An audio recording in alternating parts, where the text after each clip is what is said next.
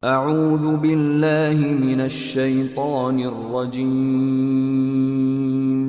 الذين ينقضون عهد الله من بعد ميثاقه ويقطعون ما أمر الله به أن يوصل ويفسدون في الأرض أولئك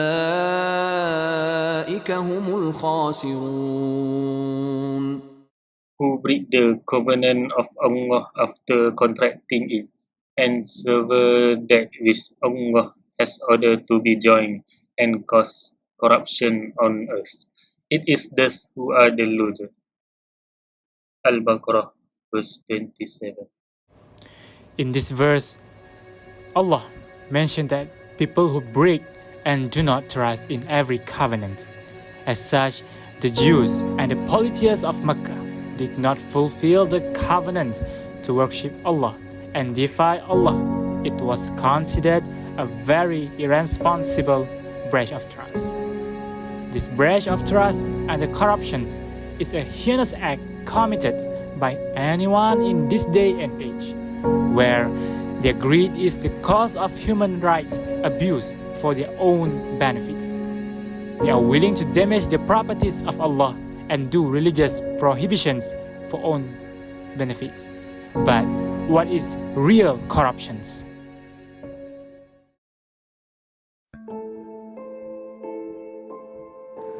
Corruption is dishonest behavior or the misuse of power for personal benefit by those in positions of authority.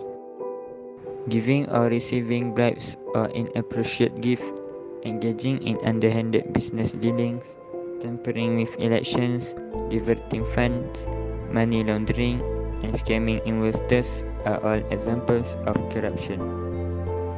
Corruption destroys trust, weakens democracy, prevents economic development, and aggravating inequality, poverty, social division, and environmental destruction.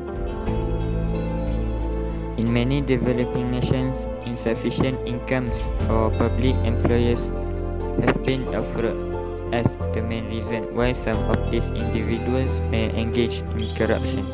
In addition, there are other factors that drive corruption.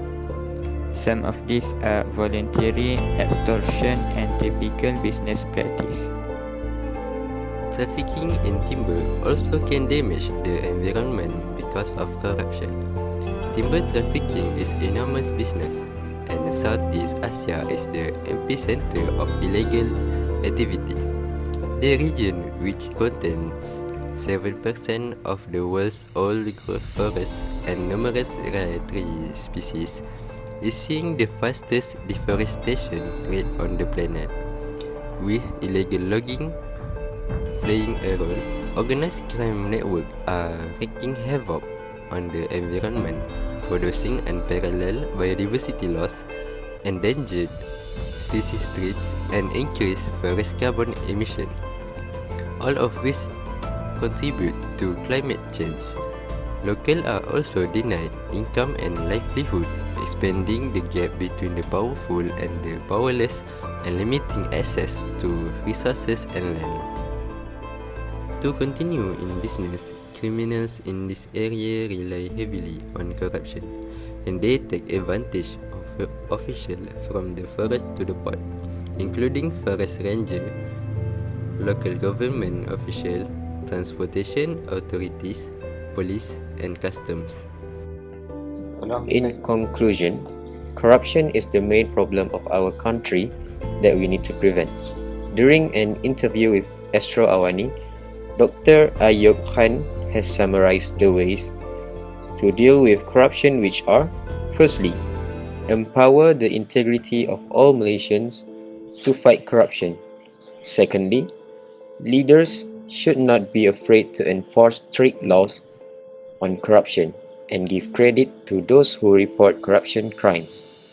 It's aligned with the hadith of the Prophet Muhammad SAW, that is from Abu Hurairah, stated that the Messenger of Allah SAW said, "When the practice of honoring a trust is lost, expect the last day." He asked, How could it be lost?